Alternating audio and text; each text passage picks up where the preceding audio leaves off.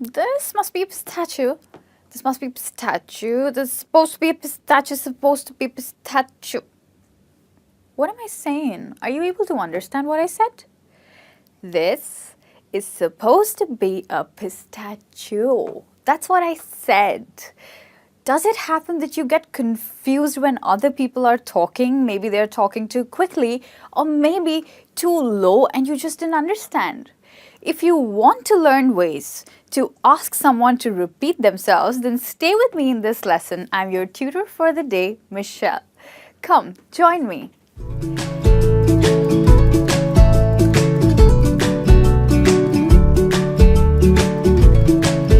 Let's start.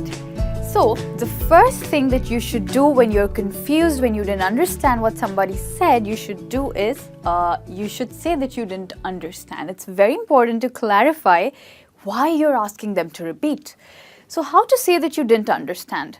The best thing would be to start by saying, I'm sorry, sort of apologizing in the beginning. We'll apologize later also. We'll come to that later in the lesson. So, you could say, I'm sorry, I didn't understand. Second, sorry, I didn't catch that. Are you trying to catch a ball? No, you're trying to catch a word here. Yes, to catch a word. So what kind of word would that be?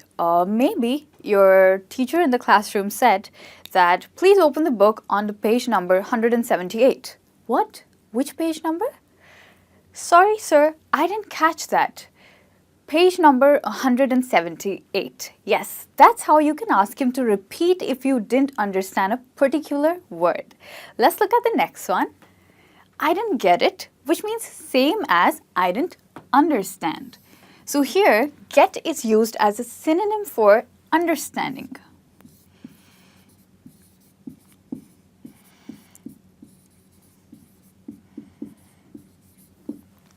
Let's look at the next one. Sorry, I couldn't hear that. When would you ask that? When somebody is speaking in a very low voice and you're not able to understand what they're saying. Maybe they are mumbling, maybe they are whispering, or maybe they're murmuring. In such a situation, you could say, I couldn't hear that. You can say more to express your confusion, but we are going to come to that in the later steps for expressing confusion. Let's look at the second step that you must follow when you're trying to express confusion. This is why you didn't understand something. So the reason could be English is not your first language. Yes, it could be true for many of you. So you could say, please excuse me, English is not my first language. Or you could say, I'm sorry, I'm not very good with English, so please bear with me. What do you mean by bear with me? It means to cooperate. So please cooperate with me. Cooperate. I suggest that if there is somebody who gets offended with your level of English, you should say that, but don't feel discouraged if somebody is offended with your level of English. You've worked hard to achieve where you are, so don't be discouraged. Now, something very important about this step. So let's say you're asking for directions, you're on your way to a particular place and you didn't understand what the person said when they were trying to direct you.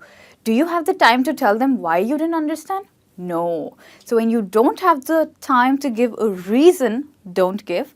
Say it only when you have enough time to explain why you didn't understand the other person. Maybe in a job interview, could be. When you have enough time.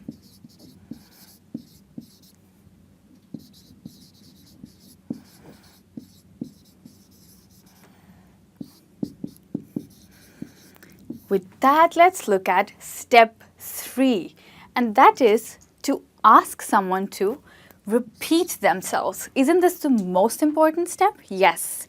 This is the way to clarify what the other person said. Let's look at the first one. Could you repeat that? So just now I gave you an example. When you're asking for direction, somebody says that, okay, you could say that, okay, what's the way to Clifton House? Could you please help me? If you ask that question and they reply, okay, so you take the first right and then a sharp turn towards Tonino's and there is your destination. That was so quick, you just didn't understand. So you could tell them, could you please repeat that? Or you could also say, could you speak more slowly, please? Any of these would do in that situation. If someone is speaking very fast and you want them to repeat, you could say, could you speak more slowly, please? Let's look at the next one.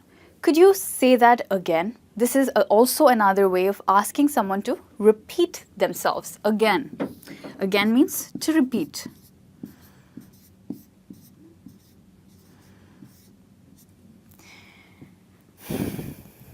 Would you mind repeating that? This is the third one that we have.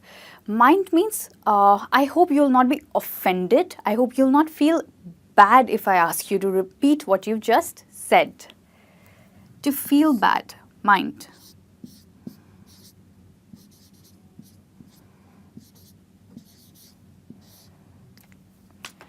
Now let's look at the one here. Could you speak up, please? Remember, we did a phrase here called, sorry, I couldn't do that.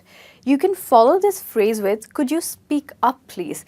This is used when you're not able to hear what the other person is saying. Not able to hear.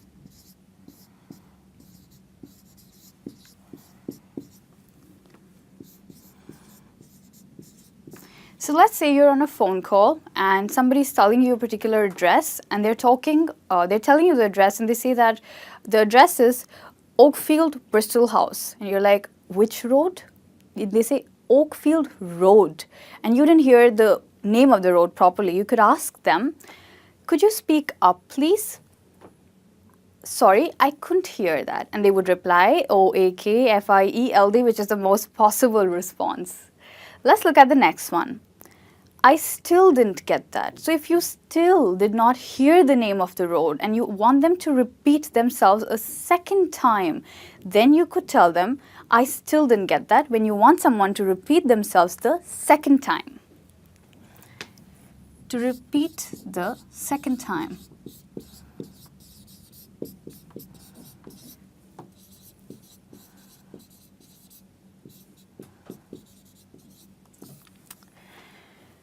The last phrase that we have here that you could ask someone, for asking someone to repeat is, come again. Does that mean to go back and come again? No, that's not what it means. It's like an informal slang word, and this also means asking someone to repeat. So once it happened that I was at the restaurant with my friend and she was sitting across me and I was talking to her and I was quite busy in the conversation. The waiter came and asked me, ma'am, would you like anything else? And I just couldn't hear. So what did I tell him? I told him, come again. That's informal and you could use it anywhere except in a formal situation or a professional situation. So you can use it for informal circumstance.